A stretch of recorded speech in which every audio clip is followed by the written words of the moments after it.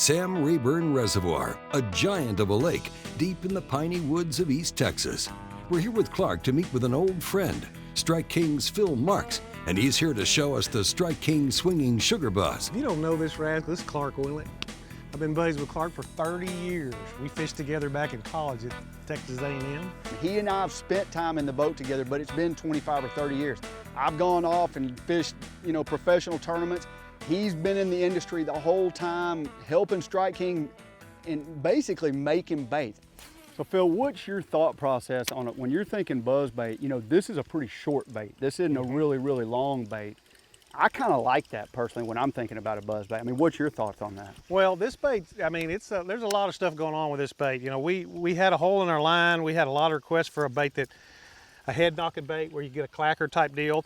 So we came out with this swinging sugar buzz. Now you can adjust it, pull out the wire a little bit, and it's a regular buzz bait. But you can bend the wire down and tune it where the head will just barely tick the blade every time it makes a turn. So you really got two buzz baits in one. Now the reason it's short is obviously because you have to be able to contact the head with the blade. So it's going to be a little shorter profile, which in a lot of cases is good, but you've got a minimal amount of distance between the rivet and the point of the main hook, so it's really important to use a treble hook here.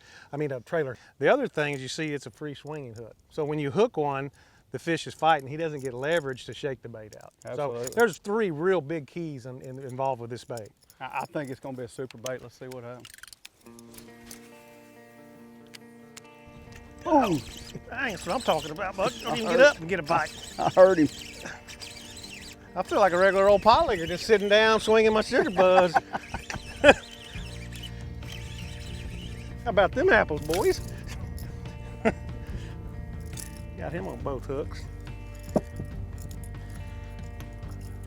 I think I like having Clark for a guide. You don't even have to stand up to fish with Clark. You just sit down, swing it out there.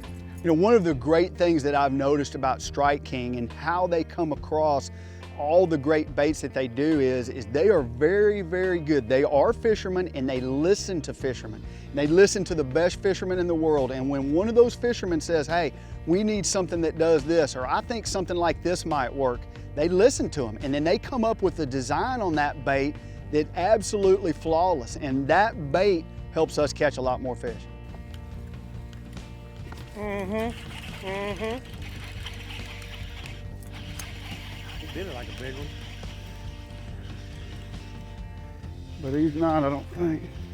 It's a nice one. He got the main hook. A good one. Swinging sugar buzz. I'll tell you what, it's making us a believer. It hadn't been in the last, it's been 30 minutes now. We've had 30, 45 minutes. We probably had 10. That's a nice one. Yeah, it's gotten real good real quick.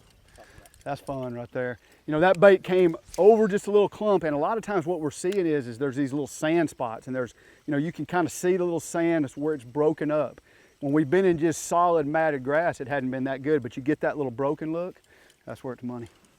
The swinging sugar buzz is not a bait that's got a ton of colors.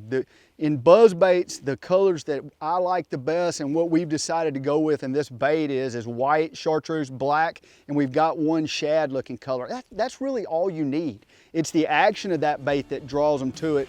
Yeah, the colors can differ a little bit, and we ended up throwing black today, but all of them work really well.